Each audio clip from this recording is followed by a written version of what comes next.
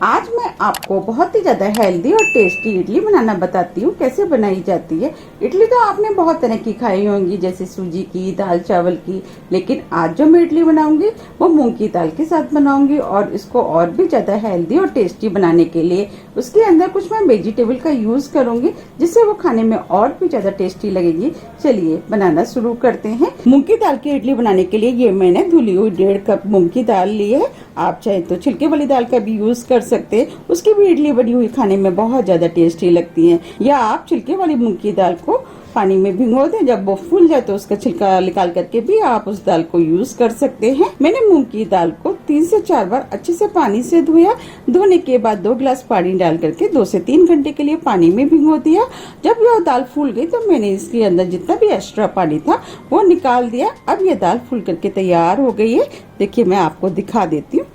देखिए मैं दबा रही हूँ तो ये दाल दब रही है। बस हमें ऐसे ही फूली हुई दाल चाहिए। अगर आपके पास टाइम नहीं और आपको मूंग की दाल की इडली बनानी है तो आप उसके लिए पानी को हल्का सा गर्म कर लें और इसके बाद उसके अंदर दाल डाल करके 1 घंटे के लिए रख दें। 1 घंटे के अंदर दाल फूल करके तैयार हो जाएगी। फिर आप उस दाल को इडली बनाने में यूज कर सकते हैं। इडली बनाने से पहले सबसे पहले हमें दाल को पीसना है। ये मैंने मिक्सी का जार लिया है। अब दाल को इसके अंदर डाल देती हूँ।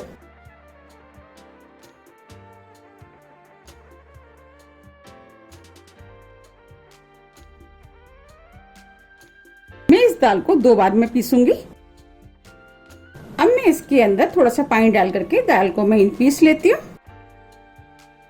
दाल में आप पानी थोड़ा ही डालें जिससे कि दाल पतली ना हो जाए। अब मैं इस दाल को पीस लेती हूँ। मैंने दाल को मिक्सी से पीस लिया है। अब मैं आपको दिखा देती हूँ कि हमें किस टाइप की पिसी हुई दाल चाहिए।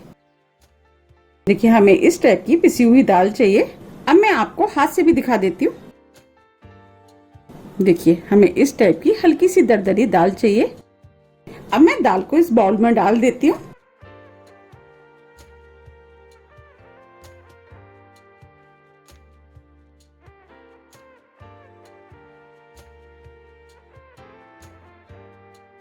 जो दाल बची है मैं उसको भी पीस करके इस बाउल में डाल दूंगी। मैंने सभी दाल को पीस करके इस बाउल में डाल दिया है। अब मैं इसके अंदर आधा कप दही डालूंगी। आप इसके लिए खट्टे दही का भी यूज कर सकते हैं। अब मैं दही को दाल के अंदर मिक्स कर देती हूँ। आप दाल को पीसते समय एक चीज का ध्यान रखें कि आप दाल के अंदर ज्यादा पानी डाल करके दाल को ना पीसें। दाल अगर पतली हो जाती है तो फिर इडलियां बनाना बहुत मुश्किल हो जाता है, फिर वो इडलियां उतनी फूलती नहीं है। इसीलिए आप दाल में पानी थोड़ा ही डाल करके दाल को पीसें। अब मैंने दही को दाल के अंदर अच्छे से मिक्स कर दिया है। मैं इडलियों को और भी ज्यादा हेल्दी बनाने के लिए कुछ वेजिटेबल का यूज करूंगी। वेजिटेबल आप अपने टेस्ट के अनुसार कोई भी डाल सकते हैं। क्वांटिटी भी आप अपने हिसाब से कम या ज्यादा ले सकते हैं। ये मैंने आधी शिमला मिर्च ली, जिसे छोटे पीस में काट लिया है, वो डाल देती हूँ। एक छोटी साइज की प्याज, अगर आप प्याज नहीं खाते तो आप इसको बिना प्याज के भी बना सकते हैं। एक छोटे साइज की गाजर, जिसे छोटे पीस में काट लिया है, वो भी डाल देती हूँ। आप चाहें तो गाजर को कद्दूकस करके भी डाल सकते हैं। 2 हरी मिर्च आप अपने टेस्ट के अनुसार कम या ज्यादा भी कर सकते हैं। आधे इंच अदरक का टुकड़ा, जिसे छोटे पीस में काट लिया है, वो भी डाल देती हूँ। थोड़ा सा हरा धनिया, नमक टेस्ट के अनुसार। अब मैं सभी चीजों को मिक्स कर देती हूँ। सभी चीजों को अच्छे से मिक्स करना है। मैंने सभी चीजों को अच्छे से मिक्स कर दिया है। मुझे बैटर थोड़ा सा गाढ़ा लग रहा है। अब मैं इसके अंदर 2 टेबल स्पून पानी डाल देती हूँ। पानी को मिक्स कर देती हूँ। मैंने पानी को अच्छे से मिक्स कर दिया है। हमें इस टाइप का बैटर चाहिए। आप चाहें तो इसके अंदर करी पत्ते भी डाल सकते हैं। मैंने ये 5 से 6 करी पत्ते लिए, जिसे छोटे पीस में काट दिया है, वो मैं डाल देती हूँ। इससे इडली के अंदर टेस्ट अच्छा आएगा। और इसको मिक्स कर देती हूँ। मैंने सभी चीजों को अच्छे से मिक्स कर लिया है। अब मैं इस इडली को और भी ज्यादा टेस्टी बनाने के लिए इसके अंदर तड़का लगाऊंगी। आप चाहें तो बिना तड़के लगा के भी बना सकते हैं। चलिए तड़का बनाना शुरू करते हैं। मैंने तड़का बनाने के लिए गैस पर तड़का पैन रख दिया है। अब मैं इसके अंदर 2 टेबल स्पून ऑयल डाल देती हूँ। ऑयल आप कोई भी इस्तेमाल कर सकते हैं, जो भी आप खाना पसंद करते हैं। ऑयल को गर्म होने देती हूँ। ऑयल गर्म हो गया है। अब मैं इसके अंदर 1 चुटकी हींग डाल देती हूँ। हींग भुन गई है। अब मैं 1 छोटी चम्मच राई डाल देती हूँ। राई को तड़कने देती हूँ। राई तड़कने लगी है। अब मैंने गैस को स्लो कर दिया है। 1 टेबल स्पून चने की दाल डालूंगी, 1 टेबल स्पून उड़द की दाल। अब मैं इसके अंदर थोड़े से करी पत्ते डालूंगी, जिसे मैंने छोटे पीस में काट लिया है। अब मैं सभी चीजों को हल्का सा भून लेती हूँ। हमें बस सभी चीजों को हल्का सा ही भूनना है, जिससे कि दाल जले ना। दाल भुन गई है, हल्के गोल्डन कलर की हो गई है। अब मैं गैस को ऑफ कर देती हूँ और इस तड़के को इडली बैटर में डाल दूंगी। अब मैं तड़के को इडली बैटर में डाल देती हूँ और इसे मिक्स कर देती हूँ। इडली का बैटर बनके तैयार हो गया है। अब मैं आपको इडली बनाना बताती हूँ कैसे बनानी है। अब मैं इडली स्टैंड में थोड़ा सा ऑयल लगा देती हूँ, जिससे कि इडली इसके अंदर से आसानी से निकल जाए।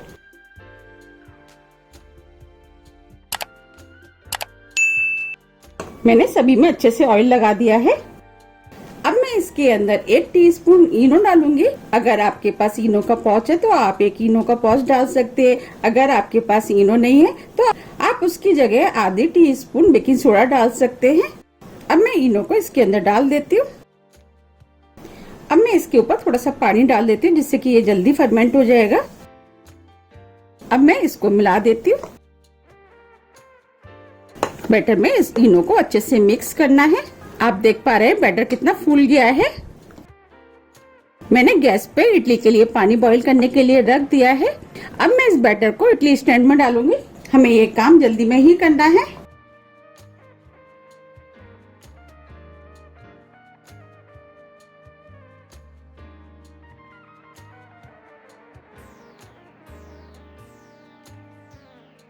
मैंने सभी में बैटर डाल दिया है। इधर पानी भी बॉईल हो गया है। अब मैं स्टैंड को इसके अंदर रख देती हूँ। अब मैं इसको ढक देती हूँ। अब मैं 10 से 12 मिनट के लिए इसे स्टीम होने देती हूँ और गैस को मैंने मीडियम हाई कर दिया है। 12 मिनट करीब हो गए हैं। अब मैं इसको चेक कर लेती हूँ। आप देख पा रहे हैं इडली अभी स्टीम हो गई है और कितनी फूल गई है। अब मैं गैस को ऑफ कर देती हूँ और स्टैंड को बाहर निकाल लेती हूँ। अब मैं इसके अंदर दूसरा स्टैंड रख देती हूँ।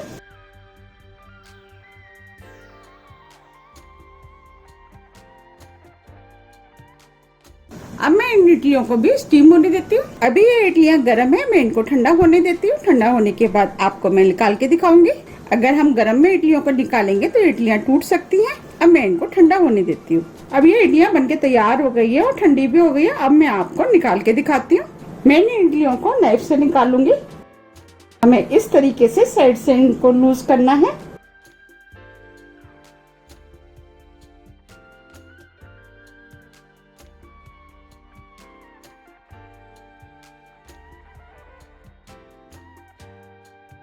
देखिए कितनी बढ़िया इडली बनके तैयार हुई है और कितनी फूली फूली बनी है। अब मैं इन इडलियों को आपको प्लेट में रख के भी दिखा देती हूँ। अब मैं आपको और निकाल के दिखाती हूँ।